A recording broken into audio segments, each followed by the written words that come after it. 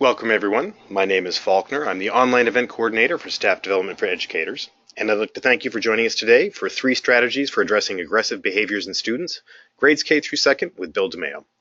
Before we start, there are a few things you should know. To allow for Bill to be heard clearly, attendee microphones are muted. Please use the questions text box on your screen throughout the webinar to ask any questions. We'll use those for our Q&A period at the end of the presentation.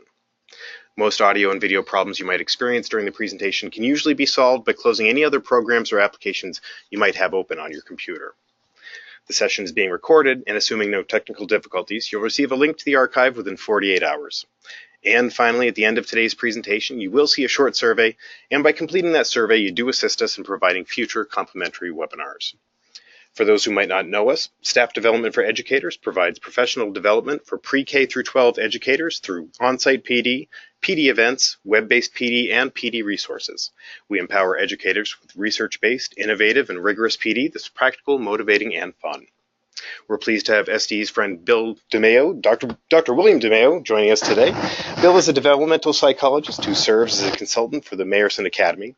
In addition, he also has a private practice that specializes in serving children and families that other agencies are not able to serve in the greater Cincinnati area. William has coordinated the mental health services for Cincinnati Public Schools early childhood program for the past 25 years. A former teacher, he has taught at all levels from elementary through the university. He's a national certified Oveus trainer, a National Association of School Psychologists approved provider, and a national consultant for the Office of Juvenile Justice Delinquency Prevention. William continues to be one of the most sought-after national and international trainers for educators in the areas of mental health and brain-based learning, utilizing his extensive experience to present practical and entertaining workshops. Thanks for joining us, Bill. At this point, I'm going to turn it on over to you. Okay, well, thank you for that wonderful introduction. Well, welcome, participants. And I would also like to mention, as far as I've written a book, my latest book is called When Nothing Else Works, What Early Childhood Professionals Can Do to Reduce Challenging Behaviors. First of all, I'd like to kind of talk about a little bit of the research very, very quickly of why it's important to address challenging behaviors, especially for the K through 2nd grade population. One thing we discovered is that early appearing aggressive behaviors are the best predictor of juvenile gang membership and violence. In addition to that, when aggressive and antisocial behaviors persist until the age of 9, further intervention has a very, very poor chance of success. So we know the earlier we intervene, especially with the children and students you have, the more successful we're going to be. Okay. We've also discovered is that if we don't do something, somebody else will. And this is a little cartoon that kind of highlights is that either the welfare system, gangs, or the judicial system will be involved with our students in the future. Okay. The good news is that we know what to do. We know what the research says. We know what the evidence says. The most important thing is getting the information to the people like yourself who are in the trenches and the field and work with students every day. Okay. I'd like you just to kind of reflect upon some of the aggressive behaviors that you see in your programs. And here is a list of what teachers have told me that they're concerned regarding as far as aggressive behaviors. Hair pulling, kicking, spitting, hitting, self-injurious behavior where students hurt themselves. Oppositional defiant behavior is also considered as far as a form of aggressive behavior, and students who are out of control. These are just a few of the aggressive behaviors that you may have reflected upon. So let's go ahead and begin, and let's talk about verbal aggressive behavior and talk about an intervention strategy. So for example, a kindergarten child calls another child a poopy head. The child, the victim who's been called a poopy head, comes up to you and is very, very upset. Now, most teachers will actually then intervene with the perpetrator. The perpetrator loves that. They can get undivided attention whenever they want. Especially with verbal aggressive behaviors, We need to focus on the victim. We need to empower the victim. So here's how that empowerment might look like. You discuss with the particular child the name calling, and then you basically empower them, giving them a script. Go over there and tell them your name is Bill and you're not a poopy head. Now, I know what you're going to say. As soon as that occurs, the other child, the perpetrator, is going to say, yes, you are. Well, one of two things will happen. Either the victim will come back to you for further empowerment, or they'll tell the student, no, I'm not. Now, this works for verbal aggressive behavior, not for physical aggressive behavior. In addition, another particular piece of verbal aggressive behavior, since I'm on this slide, is obscene language. So, for example, student calls you the B word. What does the B word mean? Female dog. So you reply to the student that if I'm a female dog, use that word. If not, call me by my proper title, Dr.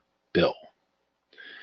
It's very important as far as for obscene language, it is not a community event because children, students will get attention from it.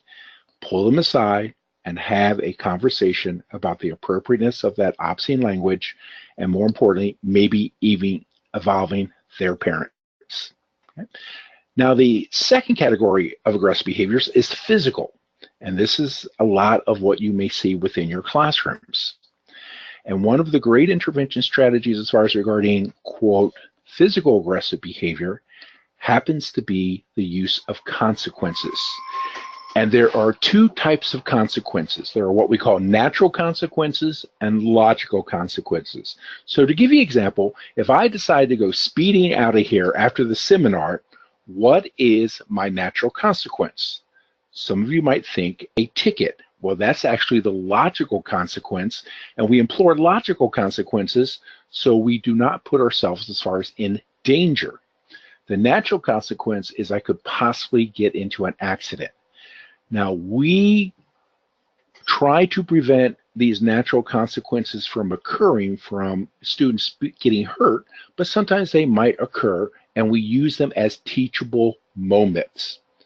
Now, regarding logical consequences, basically, a logical consequence is related as far as to what the student did inappropriate. So if a student hits another particular student, the logical consequence would be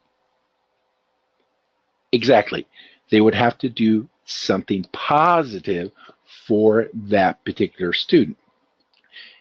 For example, maybe as far as in the first grade classroom, is that you have a number of jobs, and one of the most popular jobs is being line leader. The particular child who had hit the other student has now to give up his favorite job of being line leader to the particular student he has hurt. One of the big areas that we focus in upon regarding logical consequences is restitution. And basically, restitution allows the child to perform some type of service that corrects or makes amends for the undesirable behavior. In other words, they become part of the solution. A very, very powerful strategy.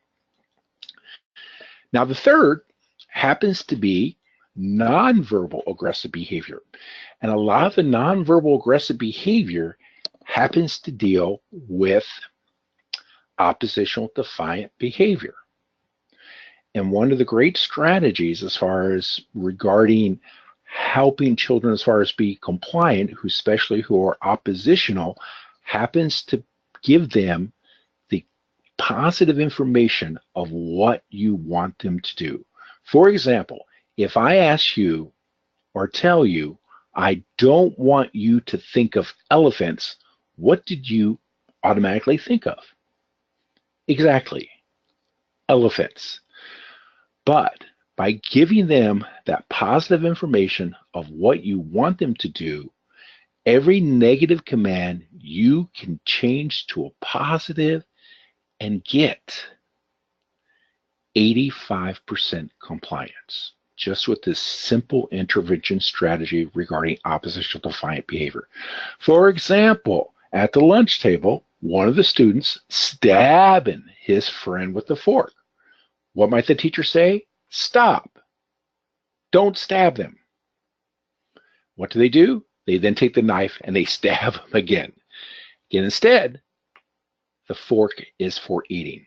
Every negative you can change to a positive and get 85% compliance. Now, I like to look at some of the reasons why children are aggressive, and then also talk about some additional strategies that you can employ for some of these, quote, reasons based on research. The first is, and a lot of teachers tell me, students have very, very poor social skills. And there's one thing in particular that affects the development of social skills today in our students' lives, and that happens to be electronic media. In order to develop social skills, you need feedback. And the television and the computer many times does not provide that appropriate feedback to develop those social skills. And where are most of our students as we speak right now? Probably in front of some form of electronic media. We've discovered when students do not have these particular skills, dire consequences in the future. Very interesting study done by USA Today. They surveyed kindergarten teachers like yourselves, and they asked them what were the most important skills that kindergarten young students needed. And as you can see from this survey, the main concern was not academia, but it was basically social skills of being attentive, not being disruptive, following directions, getting along with others, and problem solving. And what I have discovered is that if we don't teach them, they're probably not being taught at home. Now, a wonderful resource I would highly recommend is called Skills Streaming for early childhood, and there's also a version, Skills Streaming for elementary. And in this particular quote book, it has a list of all the particular social skills as far as that students need. And they're grouped into 7 areas. And in that particular quote book, there's also a little survey, and you would go through, check off the social skills that the kids have and the ones that they don't, and the ones that they do not have, there's a 1-page lesson in how to make that social skill occur. For example, interesting social skill. What happens if another student tells another student no, that they're playing with a particular, or they're working with a particular object, and they don't want that other particular student to be involved or to play with that particular item? Very, very difficult thing for our students as far as to accept, being told no by another student. There's also a number of wonderful books, and I've just listed a few, that talk about as far as social skills. On Monday When It Rained, Glad Monster, Sad Monster, and how about that? Hands are not for hitting. Okay. Another wonderful technique as far as in this area, and especially if kids are involved, students are involved in hitting and kicking, and when their body actually, as far as invades other people's spaces, is one thing we discovered: they have poor self-regulation and they don't understand the concept of their body in space. So one particular strategy that works very well is to have them trace their hand, trace their foot, trace their whole body, so they can see a visual representation of what their body looks like in space. In addition, this particular technique for one teacher became a science project, where after the student traced their bodies, they actually put the organs in regarding that would be as far as within their own body. Okay? The second reason why children are aggressive is that they model. They model what they see on TV, they model what they see in their home environment, and also their environment as far as they live in. And this was brought across to me in a very, very serious way. A number of years ago, we were going to have a preschooler come into one of our programs. And even before this preschooler came into our program, a tragic event occurred. Grandfather was mowing the lawn, and this preschooler saw him fill up the, quote, gas tank and went out and mowed the lawn. Well, afterwards, grandfather parked the lawnmower in the garage, and this preschooler went over, took the gas can, attempted to fill up the lawnmower, and he was standing right next to a hot water heater. He was killed instantly. Okay. So one of the intervention strategies for modeling is we developed something called modeling stories. And basically modeling stories are the positive behavior we want the student to do instead of the aggressive behavior. And the great news is that the student becomes the model for these scripts. So here's an example is instead of hitting, how do we use our hands gently? We use our gentle hands when we play. We use our gentle hands when we help. We use our gentle hands to pet the pet. So the great news is that students love to be models, and why not use the opportunity, because all of us have digital cameras that we can develop as far as these very important books to help as far as our students. Now, one additional strategy that we use is that we also develop a book for home, and we ask the parents to read that book every night.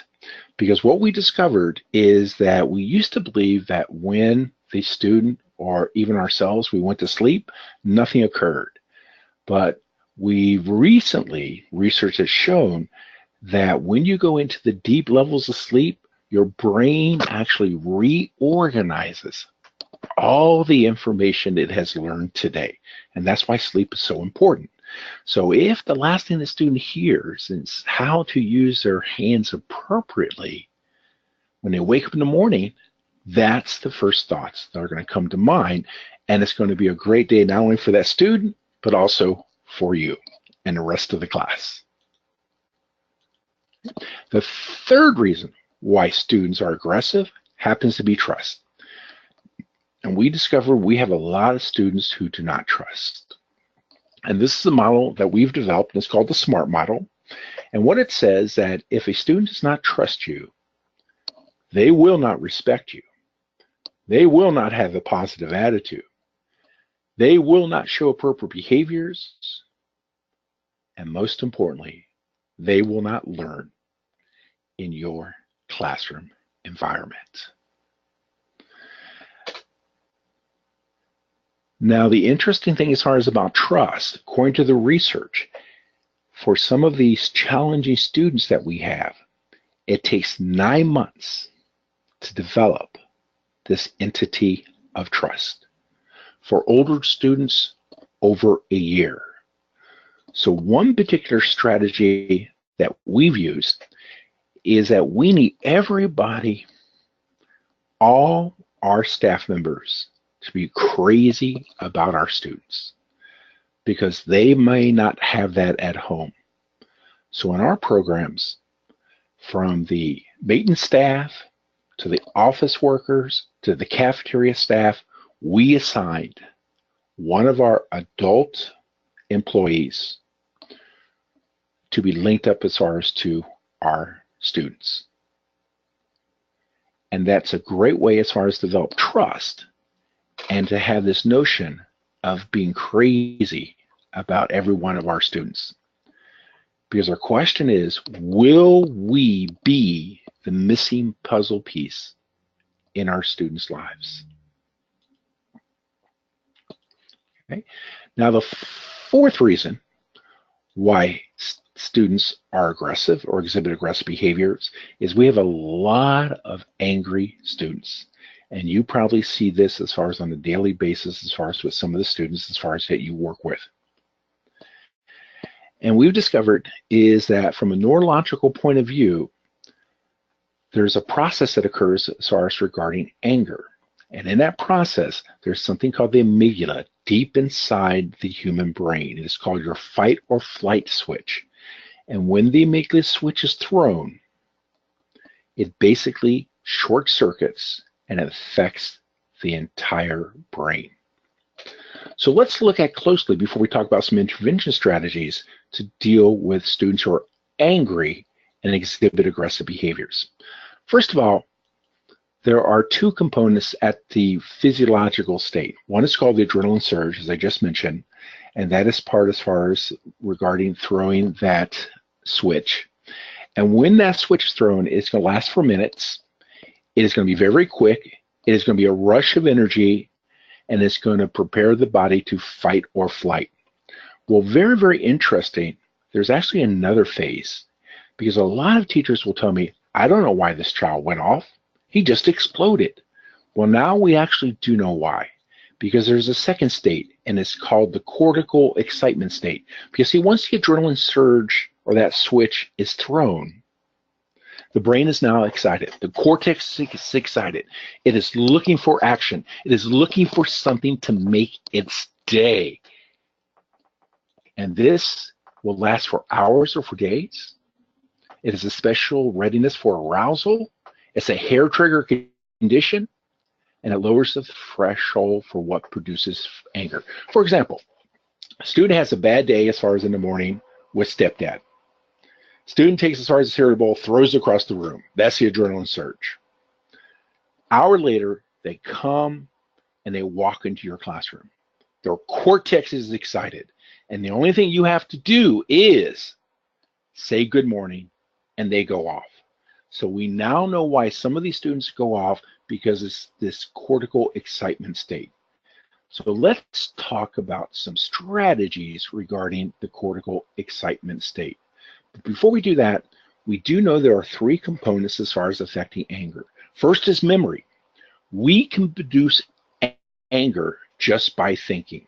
For example, some of you who have been through a divorce and have a ex-spouse, what comes to mind when you think of that person?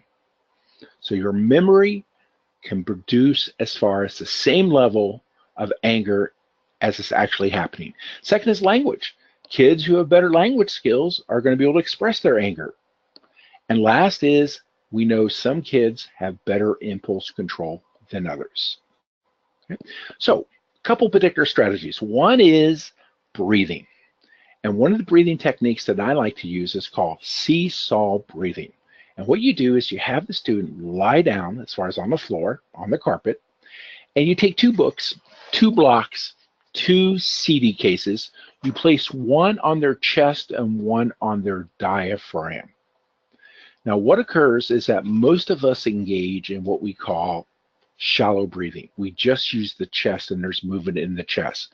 What we want students to do is do something called deep breathing, belly breathing, diaphragm breathing. We want them to suck that air in, because the diaphragm is a bellow and it sucks all that air in.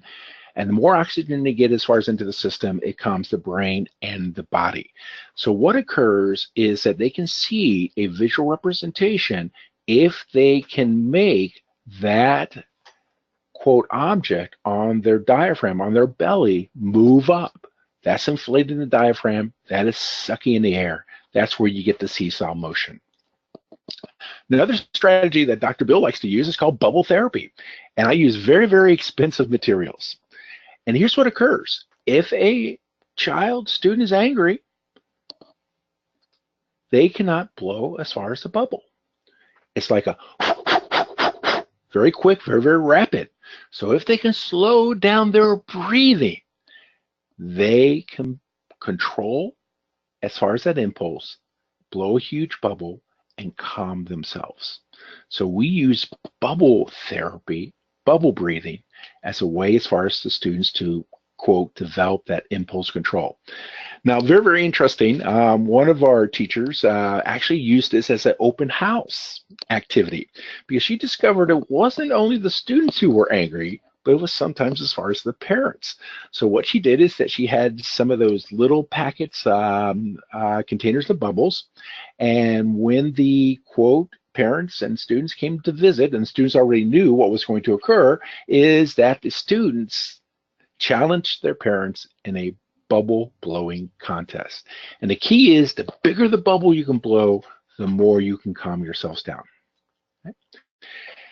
And the last technique, as far as that, I want to share with you is something called progressive relaxation. And if you take an orange, pretend you have an orange in your hand, and you squeeze that orange as hard as you can, what do you feel? Tension, anger. Release, open up. Feel the difference? That is where the mind is saying to the body, control yourself, release that anger, and relax. Now, I'd like to share with you a true example. I worked with a kindergarten student. He was expelled from 7 schools in the district because of his aggressive behavior. So he was then off to his 8th as far as elementary school. Principal was very concerned. Teacher was very concerned. And also the parent was very, very concerned. So I had the opportunity to work with this particular child, and they would basically do anything as far as I needed them to do. So one thing as far as that we did is we did this progressive relaxation. Mom would do it every night, and also the teacher would do it every day. And what we discovered back in one of the old schools is when he became angry, he would make a fist to hit the other child or the teacher. And during working with this child and the parent and the teacher, Mom calls me one day very, very excited. And she said he got really angry. He made a fist to hit his little sister, and he opened it up and released. Coincidence or the intervention strategy of progressive relaxation? I hope you have a wonderful, wonderful evening, and I look for the opportunity to work with you sometime in the future. Thanks, Bill. I hope everybody has enjoyed today's presentation. I'm just going to take a minute to let everybody submit any last questions they might have via that window on their screen. But in the meantime, to thank you for being with us today, I would like to offer you a 10% discount off SDE PD events or on-site training by using the promo code WebBrief before October 14th, 2017. Now, you might be interested in saving 10%, joining us at an SD event such as Teach It, Tried and True, Fun and New with Kim and Crew, 2 days of nonstop learning, empowerment, motivation, and fun for K teachers, December 7th in Bloomington, December 11th in Charlotte, or perhaps our conference on growth mindset and social emotional learning in Austin, Texas, November 30th through December 1st. And if you can't make it to a seminar or conference, SD is always ready to provide customized training for your school or district to meet your school or district's unique needs. For more information, give us a call at 877-388-2054 or visit us at sde.com. We do encourage you to follow us on social media, Facebook, Twitter, and Pinterest under the username SDE for Educators with the number 4. And I do want to remind everybody, I did chat out the link to Bill's latest book on Amazon. You can see that in the chat there. And let's jump into some of these questions. Sandra was asking Bill, I have an 8-year-old autistic student who loves technology, lives with his grandparents, and they provided a tablet as soon as he gets home from school. He's got 4 tablets, so something's always charging. When he gets to school, he's angry and aggressive that technology is not provided to him immediately. Do you have any suggestions for that type of behavior? I think one thing to think about is using the technology as a reward. So if you set up kind of a informal contract with the particular child, kind of in a visual cueing picture system, and saying that if you do or when you do this, then you're going to be able to work as far as with technology. The other particular thing is that some of the relaxation strategies I talked about, the breathing and the progressive relaxation, would also work wonderful as far as with this particular student. And not only that student, but as far as all the students, as far as to help them, as far as to calm themselves, and then using those strategies as far as when they do, as far as become upset. And actually, I have a follow-up from Julie, who's also saying she has an autistic child who's always placed on devices as well. It sounds like that's also something that trying to work with the parents or grandparents in those instances to create that home and school um, cohesiveness sounds pretty important. Let me see. And Jessica was wondering, could you explain seesaw breathing again? Okay, seesaw breathing is you have the student lie on the ground. You take two blocks, for example, one goes on his chest and one goes on his stomach diaphragm. Now, what occurs is when students are engaged in what we call shallow breathing, only use the 1/3 top of their lung capacity, their chest, the chest will only move. But if you can get them to move that bottom block that sits on the diaphragm on the belly, that gets the diaphragm operational, and it kind of creates a belly effect, and it sucks in the air into all four lobes as far as of the lungs. All right, and that actually looks like that's it for our questions today. I do want to remind everybody that the archive of the presentation, which will be viewable anytime, will be available and should be available, barring any technical difficulties, in about 48 hours. I would like to thank Bill for joining us today. I hope everybody enjoyed today's presentation and that everybody has a great rest of the day. Thanks, everybody. Bye-bye.